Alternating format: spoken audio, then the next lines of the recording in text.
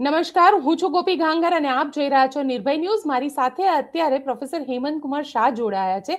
એમનું જે પુસ્તક છે ગાંધીને લઈને, ગાંધી અને ખાસ કરીને ગોડસેને લઈને, કે ગોડસેને ગાંધી કો ક્યું મારા, આ પ્રકારની જે ચર્ચા છે તેના ઉપર આજે વાત કરવાની છે. કારણ કે અમદાવાદ, રાજકોટ, જામનગર આ બધી જ જગ્યાએ જે ગોડસેનું નાટક છે હું નાથુરામ ગોડસે, એનો ખૂબ વિરોધ કોંગ્રેસ કરી રહ્યું છે. સમજવું છે કોંગ્રેસ આનો વિરોધ કેમ કરી રહ્યું છે, અને સાથે એ પણ સમજવું છે કે આ આખું થવા પાછળનું કારણ શું છે. સર, તમારી પાસેથી સૌથી પહેલા તો એ જાણવા માંગીશ કે કદાચ ગાંધી અત્યારે જીવતા હોત અને એમની સામે આ પ્રકારનું કોઈ નાટક થતું હોત તો એ ક્યારે વિરોધ ન કર્યો હોત એમને.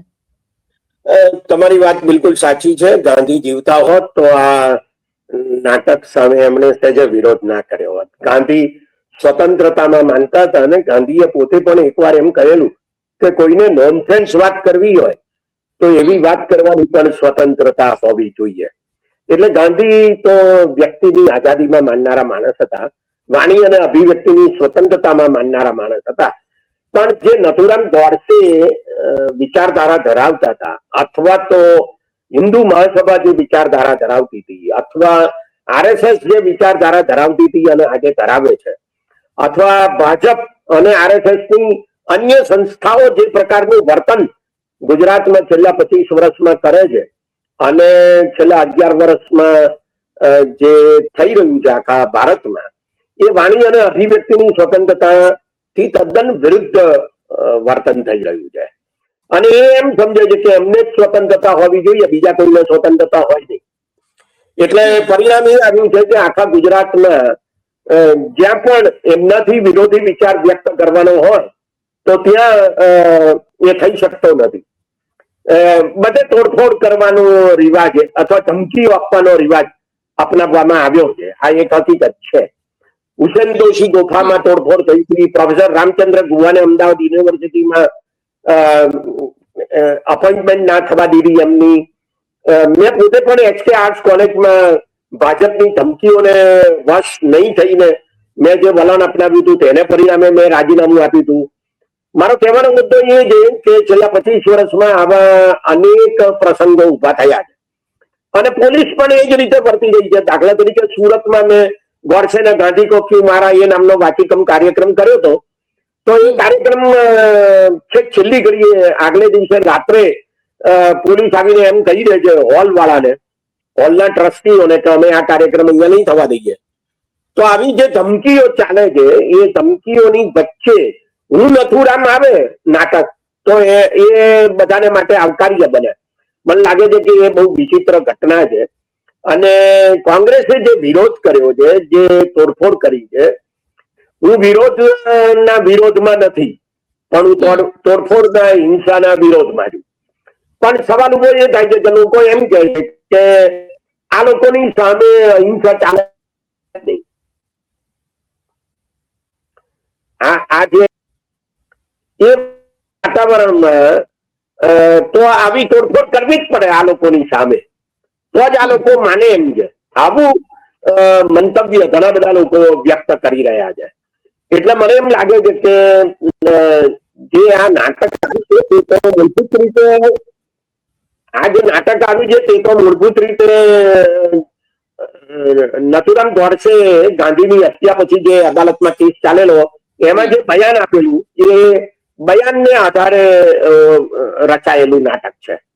બરાબર સર, મારે તમારી પાસેથી એક સમજવું છે કે અત્યારના સમયની અંદર અને છેલ્લા ઘણા વખતથી હું એ વસ્તુ જોઈ રહી છું કે ગાંધીને વિલન અને ગોડસેને હીરો, આવું એક પરસેપ્શન ક્રિએટ કરવાનું કામ થઈ રહ્યું છે.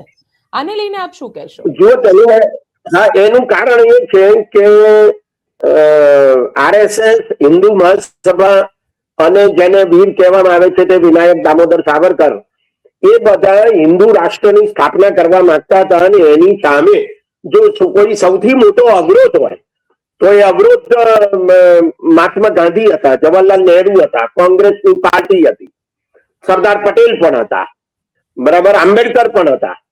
એટલે આ બધા નો વિરોધ કરવો એ એમને માટે બહુ સ્વાભાવિક હતું. અને એટલા માટે મને એવું લાગે છે કે એમને માટે નથુરામ એ બહુ આદર્શ ગણાય. સાવરકર બહુ આદર્શ ગણાય.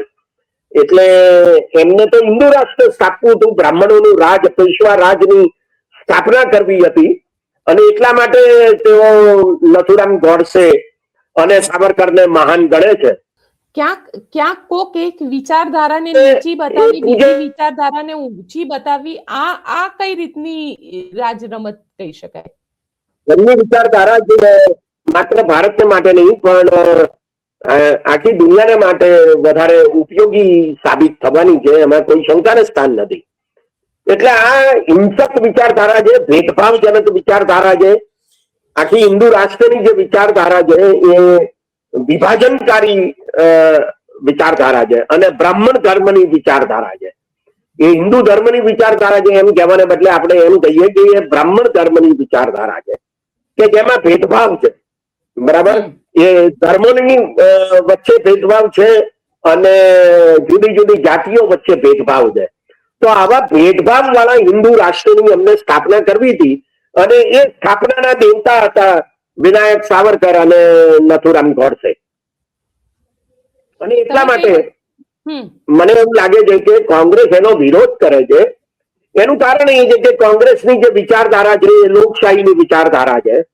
એમાંથી જ એનો જન્મ થયો છે. 1931માં કરાચીમાં જે કોંગ્રેસનું અધિવેશન મળ્યું હતું ને એમાં જે ઠરાવ થયો હતો એમાં નાગરિકોના મૂળભૂત અધિકારોની વાત કરવામાં આવી હતી કે દેશ આઝાદ થાય ત્યારે દેશનું બંધારણ શું હોય અને એમાં શું હોય એને વિશેની વાત કરવામાં આવી હતી. ને એમાં નક્કી કરવામાં આવ્યું હતું કે દેશ ધર્મનિરપેક્ષ રહેશે, લોકશાહી રહેશે, નાગરિકોને અધિકારો રહેશે, વગેરે વગેરે વાતો નક્કી કરવામાં આવી હતી.